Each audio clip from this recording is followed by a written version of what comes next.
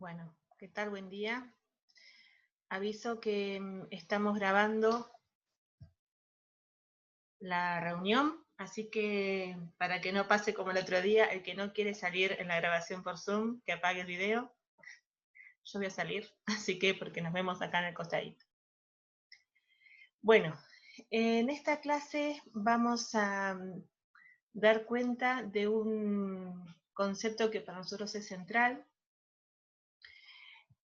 porque en realidad tiene que ver con el objetivo que tiene la materia para ustedes, uno de los objetivos que tiene la asignatura para ustedes, por qué están cursando esta materia, que es pensar al cuerpo como una representación psíquica que va más allá de lo biológico, que va más allá de lo biológico, lo fisiológico, con el soporte orgánico que tiene el cuerpo para el ser humano. No es una novedad para ustedes, no es una novedad para ustedes porque ustedes lo vieron también desde otros contextos teóricos, lo vieron cuando vieron infancia, lo vieron cuando abarcaron las construcciones sociohistóricas y culturales en el sentido de los enunciados que permiten a una persona representarse a sí mismo desde una construcción, podemos decir, social. Y siempre lo que vemos a esta altura en la carrera es que los componentes biológicos, funcionales y sociales, ustedes los tienen. Lo que tienen que terminar de construir es como el marco teórico para pensar los componentes psíquicos de la representación del cuerpo, y en eso entonces vamos a aludir a elementos que ustedes traen de la materia previa. Estoy sumando gente mientras. Elementos que ustedes traen de la materia previa de Evolutiva 1 y elementos que vamos a ver a partir de esta materia.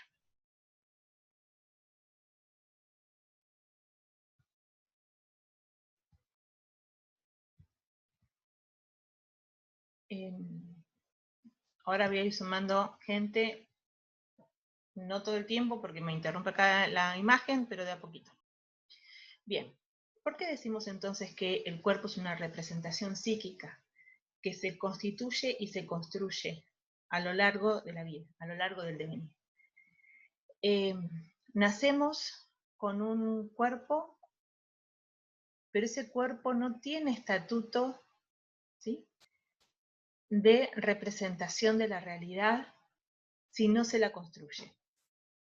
Nacemos entonces con nuestra base fáctica indispensable para la vida, que es nuestro cuerpo soma. La representación de ese cuerpo soma se va a ir construyendo en la medida, digamos, de que se den ciertas operaciones psíquicas, afectivas, deseantes y vinculares para que esa construcción no solamente comience, se instituya, sino también que se mantenga a lo largo del tiempo de vida. ¿Cómo hacemos para construirnos a nosotros como un yo cuerpo? ¿Cómo hacemos para poder representar nuestra vivencia corporal como parte de nuestra realidad psíquica?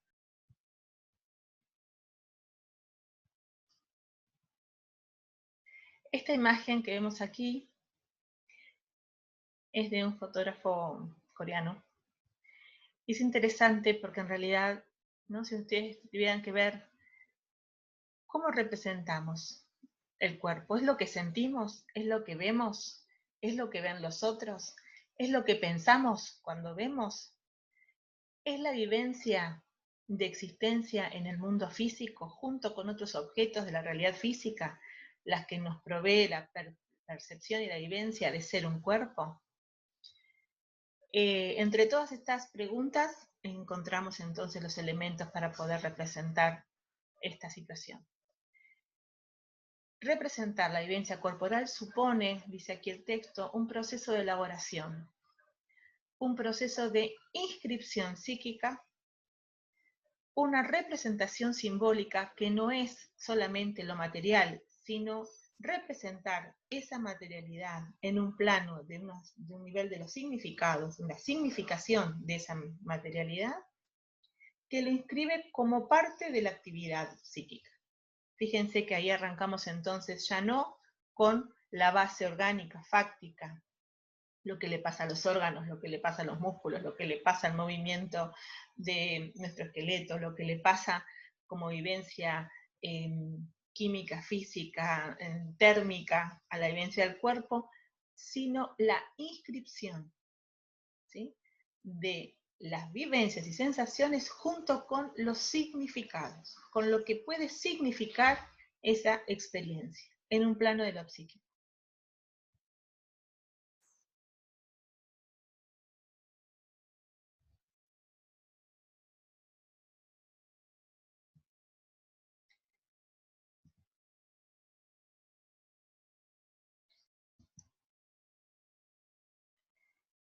En esta otra imagen, una imagen de un cuadro de Klimt, de Gustav Klimt, en realidad vamos a tomar, digamos, como si fuera un momento mítico en la construcción del cuerpo como representación. Digamos, como condición necesaria, pero no suficiente, ¿sí?, la vivencia del infans es, digamos, su existencia somática. ¿Por qué decimos necesaria pero no suficiente? Porque en ese momento comienza, digamos, podríamos decir como un segundo tiempo de ser, que es cuando el sujeto se vuelve objeto de catequización de un otro. Cuando ese cuerpo del infans, que es soma, deviene un cuerpo representado y significado, ¿sí?, por el cuerpo y la psique de otro. Este primer encuentro con la vivencia corporal se da entonces, en el mejor de los casos, en un contexto afectivo deseante con el cuerpo del otro. Hay un otro u otros, en el mejor de los casos siempre hay más, no hay uno solo, ¿sí?, que no solamente van a tocar, satisfacer, privar, hablarle, proporcionarle, digamos, una serie de sensaciones a la vivencia corporal del infans, del bebé, sino que también van a permitirle a ese cuerpo soma del infans representar un primer contexto de existencia. ¿Qué sería? Le van a dar entonces una primera realidad cargada, ¿sí?, cargada de información. Esa información que provee la experiencia humana de la relación con el otro, ¿sí?, van a permitirle al infans en los primeros tiempos, primerísimos tiempos, una serie de experiencias sensoriales que van a estar totalmente indiscriminadas. ¿Qué significa esto? Como ustedes pueden decir, bueno, esto me gusta, esto no me gusta, esto es cálido, esto es frío, esto me hace bien, esto es placentero, esto es displacentero. Tienen un montón de herramientas de codificación de esa experiencia con respecto a la vivencia corporal. En cambio, el infans todavía no tiene códigos, solamente tiene primeras marcas. Y esas marcas están totalmente indiferenciadas con las marcas del otro.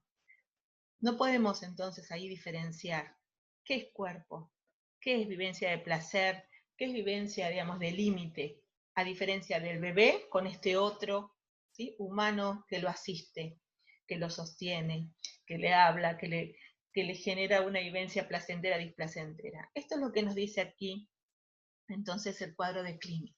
Fíjense que se arma una gestalt, ¿sí?, una configuración visual entre este pequeño niño, y suponemos ahí que es su otro primordial, ¿sí?, a lo que estadísticamente llamamos madre, ¿sí?, o quien ejerza la función de amparo y sostén.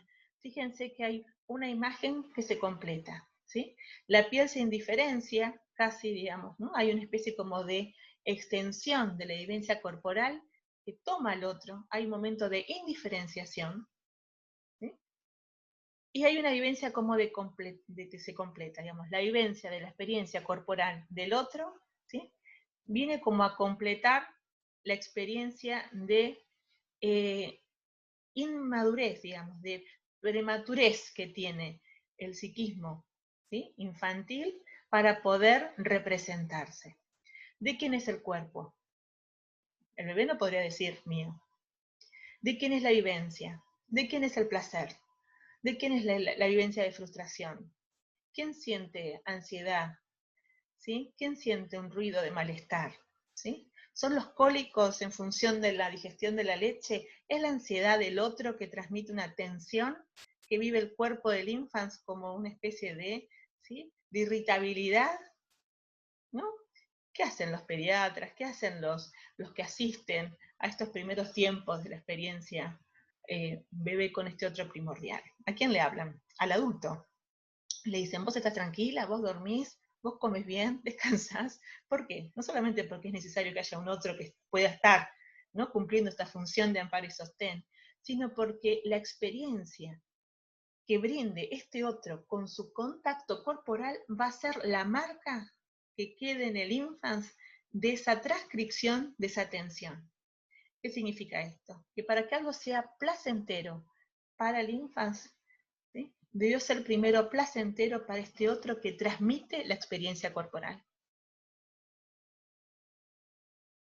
El cuerpo-organismo que biológicamente portamos se transformará entonces en un primer mapa erógeno.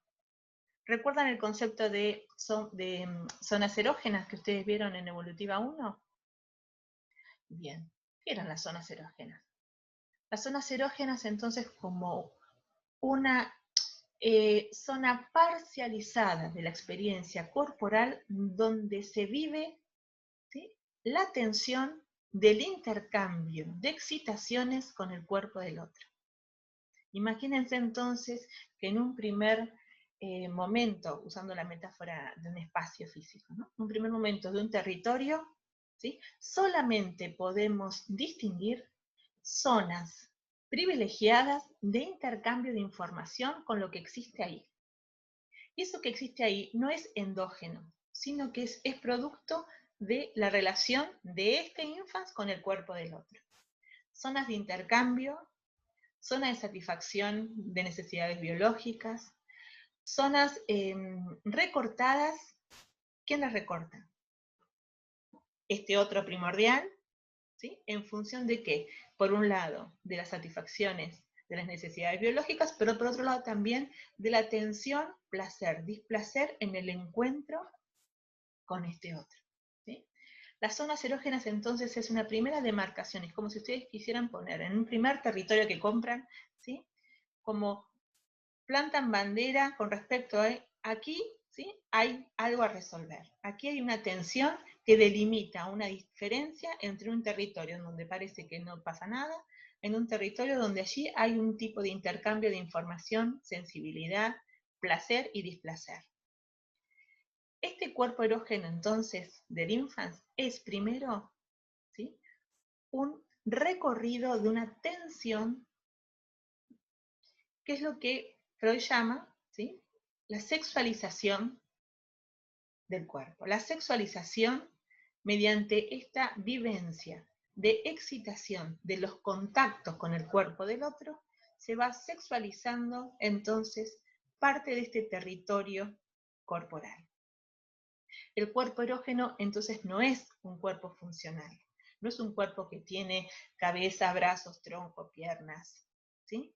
El cuerpo erógeno es un mapa marcado por ciertos intercambios, ciertos ruidos que generan vivencias tanto de excitación, de tensión, como de satisfacción. Esa satisfacción podrá darse como podrá darse la no satisfacción. Por lo tanto, también entonces empezamos a tener en ese mapa un ordenamiento de excitaciones, tensiones, vivencias satisfactorias y vivencias de frustración o de sufrimiento. El primer mapeo, entonces, de esta vivencia corporal, ¿sí?, es una especie de extensión sin forma todavía, que no registra la diferencia entre si esa vivencia incluye al otro o lo incluye, ¿sí? Ustedes van a leer después un texto donde plantean que hay una imagen, ¿no? Henry Moore, un escultor,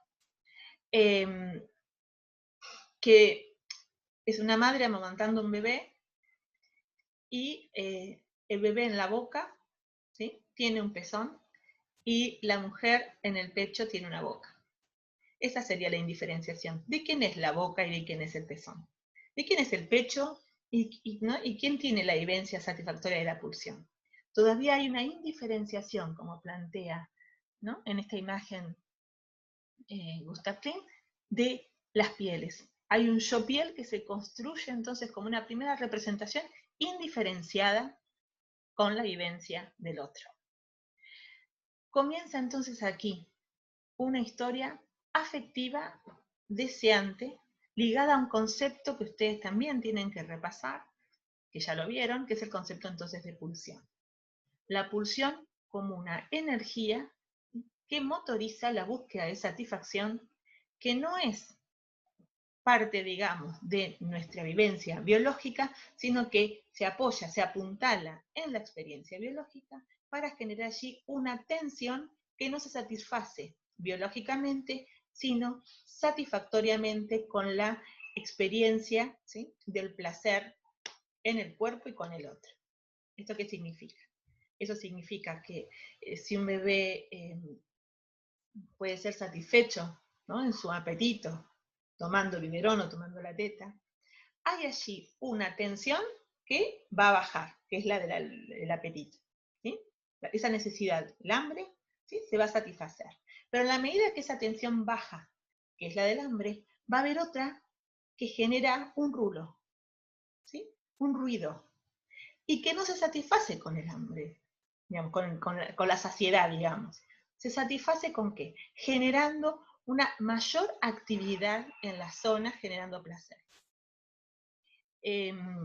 Si se animan y me escriben, o pueden pedir la palabra, la idea también es que ustedes vayan repasando esto que ustedes vieron en Evolutiva 1 para dar cuenta también de lo que entendemos por esto. ¿Qué significa esto? ¿Sí? ¿Por qué el bebé, ¿no?, lo calma el chupete? ¿Por qué cuando sigue tomando teta le dicen a la madre, no, eso ya no es hambre, eso es, ¿no?, otra cosa? ¿Sí?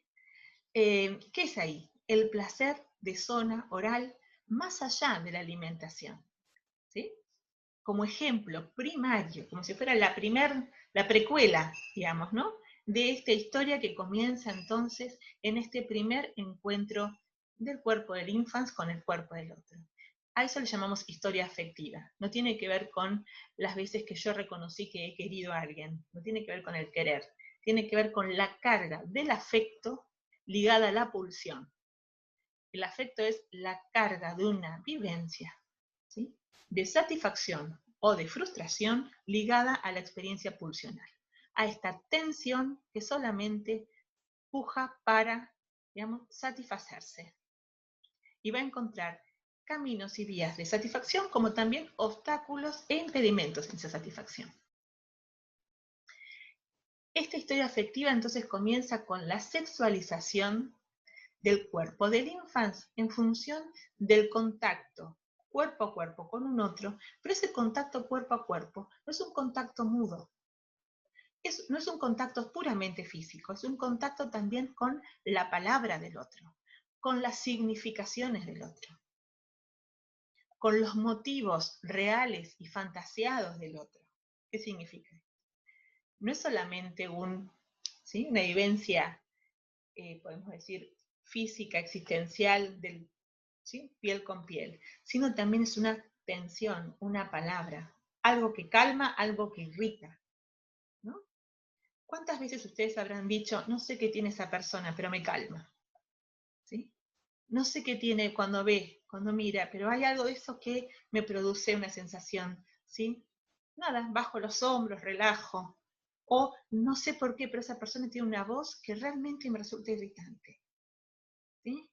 Me cae bien, pero tiene algo que realmente me irrita, me pone los nervios de punta. ¿Cuáles son esas experiencias? ¿A qué remite esa situación? A una vivencia de tensión que está en juego en ese encuentro con el otro y que no tiene que ver solamente con lo que yo pienso, ¿sí?, sino con una experiencia vivenciada corporal que está en relación a ese otro y a una significación que está presente allí en un nivel del encuentro con el otro que no es solamente lo consciente, también son aspectos inconscientes. podemos decir, en este primer encuentro con este otro, en este primer encuentro de la historia afectiva del infans, ¿sí?, con este otro que llamaremos madre, no hay consciente e inconsciente para la experiencia del bebé, pero sí en el adulto. El adulto está atravesado entonces por cierta complejización, ¿sí?, que implicará un trabajo psíquico sumamente complejo, un trabajo psíquico sumamente difícil, ¿sí?, que le propone al aparato psíquico del adulto, ¿sí?, un gran desafío. Fíjense, yo siempre pongo el ejemplo del amamantar, ¿no? Si fuera solamente una respuesta biológica como mamífero, ¿sí?, no habría vivencia de situación de frustración, de ansiedad, de angustia o de dificultad a la hora de amamantar, porque sería una cuestión puramente ligada, ¿sí?, a ser mamíferos que somos. Pero fíjense el trabajo de reorganización psíquica que implica en la psique del adulto. ¿Cómo se vuelve, ¿sí?, este objeto pecho, que tiene una función erótica en la sexualidad de la mujer, ¿sí?, cómo se vuelve un componente deserótico, digamos, deserotizado, ofrecido desde la corriente tierna, ¿sí?, para que el bebé succione y se alimente? Y esto a la vez genera una experiencia placentera en esa situación, digamos, de ofrecimiento y de dependencia que se genera allí en función de ser el objeto por el cual el bebé se satisface y se alimenta. ¿Se entiende esto? Es tan complejo esa vivencia que puede salir como puede no salir.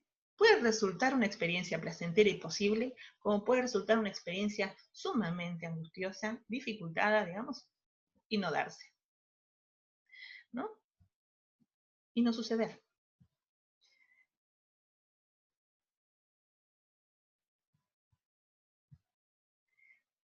¿Se entiende? Entonces, cuando hablamos de historia afectiva, estamos hablando, por un lado, con la vivencia y la carga pulsional ligada a la búsqueda de satisfacción en estos primeros encuentros, y también con la construcción allí de una historia ligada a la significación, a las posibilidades de construcción de un sentido que ofrece ¿quién? Ofrece el otro. Este otro, ¿sí?, que está todo el tiempo leyendo lo que pasa en el cuerpo del infans y, ¿sí?, leyendo lo que pasa en el cuerpo del infante y ofreciendo allí entonces algún tipo de respuesta, ¿sí? Tiene frío, tiene hambre, está nervioso, tiene cólicos, necesita dormir, interpreta todo el tiempo, le enchufa significación totalmente necesaria para ese contacto y ese encuentro, ¿sí?, pero realmente está en función de una interpretación que hace este adulto de lo que sucede, ¿sí?, en el cuerpo del infante. Allí comienza entonces una primera representación del cuerpo posible, porque hay una vivencia ligada a lo pulsional y al deseo en búsqueda de satisfacción, y una significación que brinda al otro, que el infante empezará a codificar, a inscribir, ¿sí?, primero como placer-displacer, luego como presencia-ausencia, y en otro momento, mucho más tarde, será, ¿sí?, yo, no yo. Todavía no hay discriminación. Luego podrá ser reinterpretado. Estas primeras marcas de ese mapa erógeno que yo les planteaba, ¿sí?, es como si ustedes dicen, bueno, primero hago esto, y luego vuelvo al terreno, ¿sí?, y decodifico esas marcas que dejé, ¿sí?, como zonas buenas y zonas malas. Y luego decodifico en función de, ¿sí?, el terreno para mí y el terreno para mi hermano cuando dividamos el espacio, ¿sí? Digamos, son como una vuelta al territorio con otras formas de codificar esas vivencias, y de tiempo en tiempo se va reorganizando esa construcción.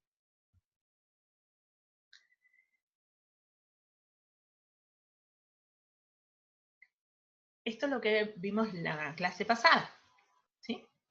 Digamos, en ese primer encuentro del infans con lo parental y con la vivencia, digamos, de la función primaria de amparo y sostén, ¿sí?, se funda la sexualidad del infans en función de permitir que la vivencia orgánica quede perdida como pura, ¿sí? Y se inscriba una atención de la búsqueda de satisfacción que es pulsional.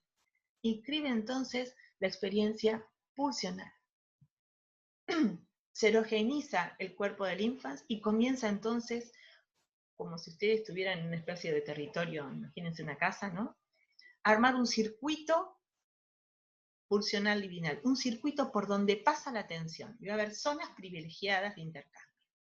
Esas zonas erógenas entonces de intercambio libidinal permiten a posteriori construir lo externo y lo interno. Esta historia queda marcada por, ¿sí?, lo inconsciente. Esta historia luego no es representada conscientemente, ¿sí?, sino que queda como una memoria inconsciente de estas primeras marcas, ¿sí?, sexoafectivas en la relación con el cuerpo y con el otro. Yo no sé por qué algo me causa mucho placer o algo me causa mucho displacer. No soporto que me toquen la oreja, pero me encanta que me acaricien la cabeza. No sé, cualquier elemento. En la historia corporal, entonces estamos llenos de una especie de memoria inconsciente ligada a estos primeros circuitos libidinales, ¿sí?, erógenos en la experiencia con el otro. Y esto se inscribe entonces como primer signo de realidad psíquica. Nuestra primera materialidad psíquica es justamente la representación de estas sensaciones con el cuerpo erógeno.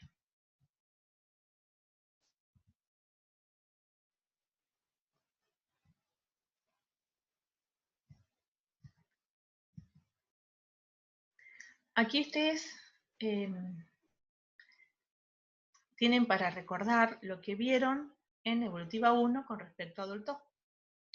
Dolto, una psicoanalista francesa, plantea una diferencia que para nosotros va a ser central comprender, ¿sí?, entre el esquema corporal y la imagen inconsciente del cuerpo. Aquí no salió la imagen inconsciente del cuerpo, faltó una palabra. En realidad le cambié el color y quedó de otro color. Bien, un primer elemento para que ustedes repasen de la materia anterior. Tanto el esquema corporal como la imagen inconsciente del cuerpo son representaciones psíquicas. No son objetos materiales concretos, ¿sí?, que existen en la realidad. Son representaciones psíquicas. Pero, dice Dolto, son diferentes, tienen como una diferente raíz la forma y cómo se construyen estas dos representaciones. Lo que vemos generalmente con los alumnos de educación física es que tienen menos dificultad para entender el esquema corporal y más dificultad para entender la imagen inconsciente del cuerpo. ¿Por qué? Porque la imagen inconsciente del cuerpo apunta a un concepto psicoanalítico que justamente es más abstracto, que tiene que ver con lo inconsciente. El funcionamiento, ¿sí?, de lo inconsciente como un modo de procesar del psiquismo que tiene sus leyes propias. Vamos a correr esto y vamos a volver al esquema corporal. ¿Cómo construimos la representación del esquema corporal? ¿Sí? Partimos de esto que decimos, de esta historia afectiva, pulsional, erógena, pero lo que dice Dolto, esto lo separa por una cuestión de entender ciertas dificultades luego que tienen los niños y los adultos con el cuerpo, que planteamos que el esquema corporal es una imagen que va cambiando en la medida en que este cuerpo no solamente crece, sino que las experiencias en relación de este cuerpo con los objetos del mundo le permiten, ¿sí?, al yo construir algún tipo de representación de intercambio de información con lo exterior a sí. Por eso dice Dolto, es una vivencia en 3 dimensiones. El esquema corporal tiene entonces 3 dimensiones, como 3 aspectos. Tiene una vivencia consciente, una vivencia preconsciente. ¿Saben lo que es lo preconsciente? Preconsciente es lo que podría hacerse consciente, ¿sí?, si encontramos no solamente la forma de ponerlo en palabras, sino también de reconocerlo como propio. Podría hacerse consciente en alguna situación particular y aspectos inconscientes. El esquema entonces corporal tiene estos tres aspectos, una dimensión, entonces inconsciente, una preconsciente y una consciente. Puede ser representada en tanto una representación pensada, comunicable, ¿sí? Dimensionada de alguna forma que yo pueda, digamos, transmitirle al otro lo que a mí me parece con respecto a mi propio cuerpo. ¿Mm?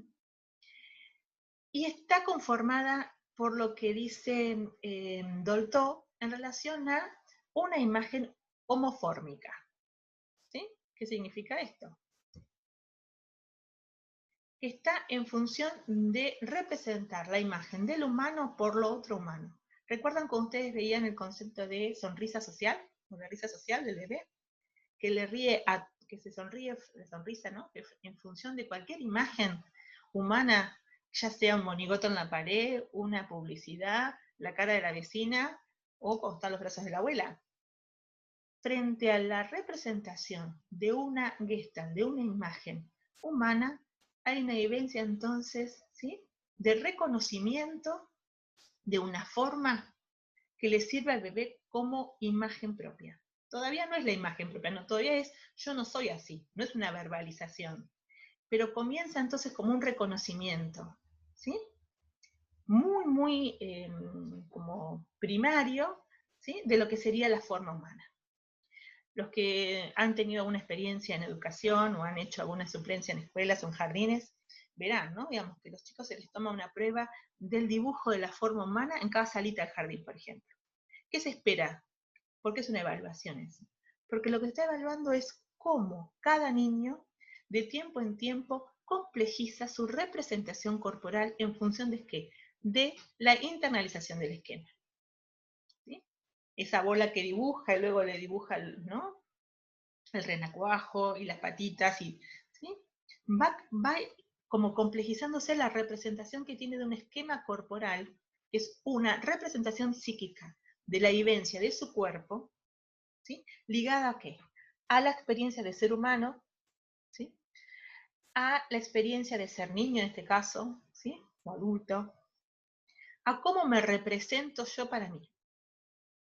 Y esto, por eso dice Dolto, es evolutiva, porque en la medida que hay transformaciones en la propia experiencia de vida, este esquema corporal necesita readaptarse, remodificar.